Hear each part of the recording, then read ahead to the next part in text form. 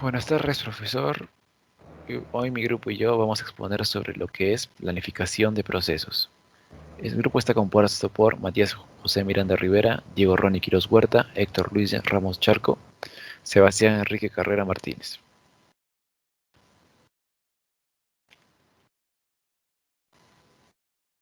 Bueno, lo primero es planificación Randolph Robin. Examinaremos ahora algunos algoritmos de planificación específicos. Uno de los más antiguos, sencillos y equitativos es el Round of Robin. A cada proceso se le asigna un intervalo de tiempo. A este se le llama cuánto, durante el cual se le permite ejecutarse. Si el proceso todavía se está ejecutando al expirar su cuánto, el sistema operativo se apropia de la CPU y se le da otro proceso. En caso que el proceso se bloquee o termine antes de expirar el cuánto, la computación de la PC naturalmente se efectúa en el proceso que se bloquee. El round of robin es fácil de implementar. Todo lo que el planificador tiene que hacer es mantener una lista de procesos ejecutables y cuando un proceso se gasta su cuánto, se le coloca al final de la lista. La única cuestión interesante cuando se usa el round of robin es la duración del cuánto. La conmutación de un proceso a otro requiere cierto tiempo para llevar a cabo las tareas administrativas, guardar y cargar registros y mapas de memoria, actualizar diversas tablas y listas, etc. Podemos suponer que esta conmutación de proceso o conmutación de contexto requiere 5 milisegundos. Supongamos también que usamos cuantos de 20 milisegundos. Con esos parámetros, después de realizar el trabajo útil durante 20 milisegundos, la CPU tendrá que ocupar 5 ms en la conmutación de procesos. Se desperdiciará el 20% del tiempo del CPU en gastos extra administrativos. A fin de mejorar la eficiencia de la CPU, podríamos usar cuantos, digamos, de 500 ms. Ahora el tiempo desperdiciado es de menor del 1%. Pero consideremos lo que sucede en un sistema de tiempo compartido. Si los usuarios interactivos pulsan la tecla de retorno, al mismo tiempo, 10 procesos se podrán en la lista de procesos ejecutables. Si la CPU no puede rendir, el primero se iniciará de inmediato. El segundo podrá no iniciarse hasta cerca de medio segundo después y así sucesivamente. El pobre proceso, que le haya tocado ser el último, podría tener que esperar 5 segundos antes de tener su oportunidad, suponiendo que los demás procesos utilizan su cuanto completo. Para casi cualquier usuario, un retardo de 5 segundos en la respuesta a un comando corto sería terrible. El mismo problema puede presentarse en una computadora personal que maneja multiprogramación.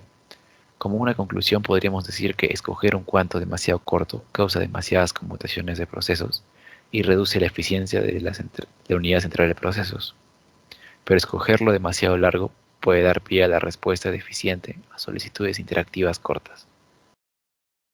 Seguimos con nuestro compañero Diego Quiroz. Buenas tardes, profesor. Buenas tardes a todos.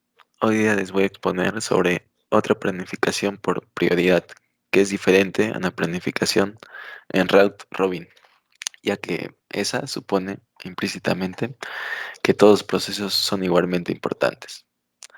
Con frecuencia, las personas que tienen y operan sistemas de computadora multiusuario tienen ideas distintas sobre este tema. Por ejemplo, en una universidad hay jerarquías que consiste primero en decanos, luego profesores, secretarias, conserjes y, por último, los estudiantes. La necesidad de tener en cuenta factores externos da origen a la planificación por prioridad. La idea básica es sencilla. A cada proceso se asigna una prioridad y se permite que se ejecute el proceso ejecutable que tenga la prioridad más alta. Por ejemplo, incluso en una PC de un solo dueño, puede haber múltiples procesos. Algunos obviamente son más importantes que otros. Un ejemplo muy claro es el proceso demonio que envía correo electrónico en segundo plano. Debe tener menor prioridad que un proceso que está exhibiendo video en tiempo real en la pantalla. Bueno, a fin de evitar que los procesos de alta prioridad se ejecuten indefinidamente, el planificador puede reducir la prioridad de los procesos que actualmente se ejecutan en cada tic-toc de reloj. Bueno, y si esta acción hace que la prioridad se vuelva menor que la del siguiente proceso con más alta prioridad, Ocurrirá una conmutación de procesos. Como opción, se podría asignar a cada proceso un cuanto máximo en el que se permitiera tener la CPU continuamente. Cuando se agota este cuanto, se dará la siguiente oportunidad al proceso con la siguiente prioridad más alta de ejecutarse. También podemos hablar como un ejemplo de una computadora militar. Los procesos iniciados por generales podrían comenzar con prioridad 100, ya que son los más importantes. Los iniciados por coroneles con 90, y así sucesivamente, los mayores con 80, los capitanes con 70, los tenientes con 60, etc. También en un cómputo comercial, los procesos de alta prioridad podrían costar $100 por hora, los de mediana prioridad 75 y los de baja prioridad 50. También hay que mencionar que el sistema Unix tiene un comando llamado FICE que permite a un usuario reducir voluntariamente la prioridad de su proceso, con objeto de ser amable con los demás usuarios. Nadie lo usa. Aparte, también el sistema puede asignar prioridades dinámicamente a fin de lograr ciertos objetivos del sistema. Por ejemplo, algunos procesos están limitados principalmente por ES y pasan la mayor parte del tiempo esperando que terminen operaciones de BIS. Siempre que un proceso necesita la CPU, debe otorgar de inmediato, con objeto que pueda iniciar su siguiente solicitud de ES, que entonces podrá proceder en paralelo con otro proceso, que sí está realizando cálculos necesarios. Si hiciéramos que los procesos limitados por BIS esperan mucho tiempo, la CPU implicaría tenerlo por ahí ocupando memoria durante un tiempo excesivamente largo y a veces muy innecesario. En muchos casos, es conveniente agrupar los procesos en clases de prioridad y usar planificación por prioridad entre las clases, pero planificación round robin dentro de cada clase. Un ejemplo se puede ver en que en un sistema hay 4 clases de prioridad y el algoritmo es el siguiente. En tanto haya procesos ejecutables en la clase prioridad, se ejecutará cada uno durante un cuanto, con round robin, sin ocuparse de las clases de menor prioridad. Si la clase de prioridad 4 está vacía, se ejecutan los procesos de la clase 3 con round robin. Si tanto la clase 4 como la 3 están vacías, se ejecutan los procesos de la clase 2 con round robin, y así sucesivamente, etc. Si las prioridades no se ejecutan ocasionalmente, las clases de baja prioridad podrían morir de inanición. Bueno, ahora continuemos con mi siguiente compañero. Gracias. Bueno, ahora hablaremos de colas múltiples.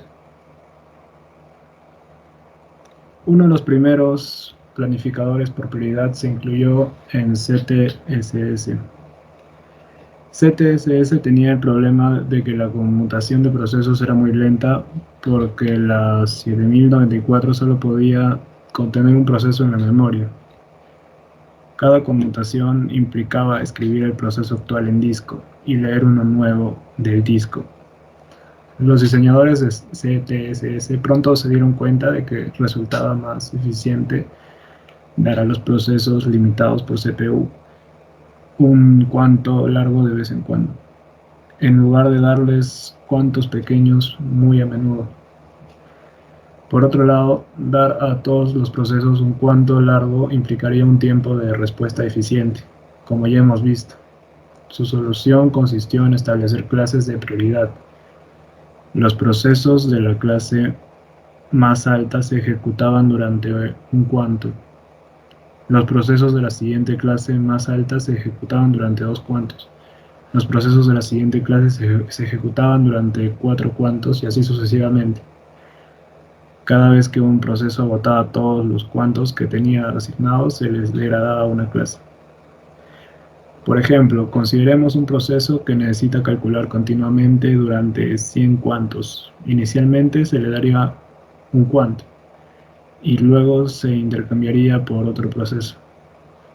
La siguiente vez recibiría 2 cuantos antes de ser intercambiado En ocasiones subsecuentes obtendría 4, 8, 16, 32 y 50 y 64 cuantos. Aunque solo usaría 37 de los últimos 64 cuantos para completar su trabajo. Solo se necesitaría 7 intercambios en lugar de 100 si se usara el algoritmo round robin puro. Además, al hundirse el proceso progresivamente en las colas de prioridad, se le ejecutaría cada vez con menor frecuencia, guardando la CPU para procesos interactivos cortos. Se adoptó la siguiente política para evitar que un proceso que en el momento de iniciarse necesite ejecutarse durante un tiempo largo, pero posteriormente se vuelve interactivo, fuera castigado indefinidamente. Cada vez que en una terminal se pulsaba el retorno de carro, el proceso perteneciente a esa terminal se pasaba a la clase de más alta prioridad, bajo el supuesto de que estaba a punto de volverse interactivo. Un buen día, un usuario con un proceso muy limitado por CPU descubrió que si se sentaba ante su terminal y pulsaba el retorno del carro al azar cada varios segundos, su tiempo de respuesta mejoraba notablemente. Este usuario se lo dijo a todos sus amigos. Moraleja de la historia: acertar en la práctica es mucho más difícil que acertar en la teoría. Ahora pasamos con mi compañero Héctor Ramos.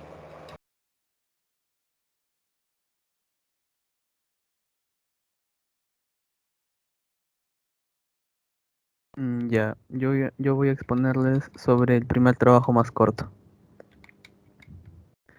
La mayor parte de los algoritmos anteriores se diseñaron para sistemas interactivos. Examinemos ahora uno que resulta especialmente apropiado para los trabajos por lotes cuyos tiempos de ejecución se, se conocen por adelantado. En una compañía de seguros, por ejemplo, es posible predecir con gran exactitud cuánto tiempo tomará ejecutar un lote de 1000 reclamaciones, pues se efectúan trabajos similares todos los días. Si hay varios trabajos de igual importancia esperando en la cola de entrada para ser iniciados, el planificador deberá usar el criterio de trabajo más corto. Imaginemos encontrarnos 4 trabajos, A, B, C y D, con tiempos de ejecución de 8, 4, 4 y 4 minutos respectivamente. Si los ejecutamos en ese orden, el tiempo de retomo para A será de 8 minutos, para B de 12 minutos, para C de 16 minutos, para D de 20 minutos, siendo el promedio de 14 minutos. Consideremos ahora la ejecución de este trabajo usando el primer trabajo más corto. El tiempo de retomo son ahora de 4, 8, 12 y 20 minutos, para un promedio de 11 minutos. Se puede demostrar que la política del primer trabajo más corto es óptima. Consideremos el caso de 4 trabajos, con tiempo de ejecución A, B, C y D, respectivamente. El primer trabajo termina en un tiempo A, el segundo en A más B y así consecutivamente. El tiempo de retomo medio es 4A más 3B más 2C más D, todo eso dividido entre 4. Es evidente que A constituye más el promedio de los demás tiempos, por lo que debe ser el trabajo más corto. Siguiendo B, C y por último D, que es el más largo y solo afecta su propio tiempo de retomo. El mismo argumento es aplicable para cualquier cantidad de trabajos. Dado que la política del primer trabajo más corto produce el tiempo de respuesta medio mínimo, sería deseable poderlo usar también para procesos interactivos. Esto es posible hasta cierto punto. Los procesos interactivos generalmente siguen el patrón de esperar un comando, ejecutar un comando, esperar un comando, ejecutar un comando, etc. Si consideramos la ejecución de cada comando como un trabajo individual, podremos minimizar el tiempo de respuesta global ejecutando primero el trabajo más corto. El único problema es determinar cuál de los procesos ejecutables es el más corto. Vale la pena añadir que el algoritmo del primer trabajo más corto solo es óptimo cuando los trabajos están disponibles simultáneamente. Gracias. Gracias, agradecemos su atención.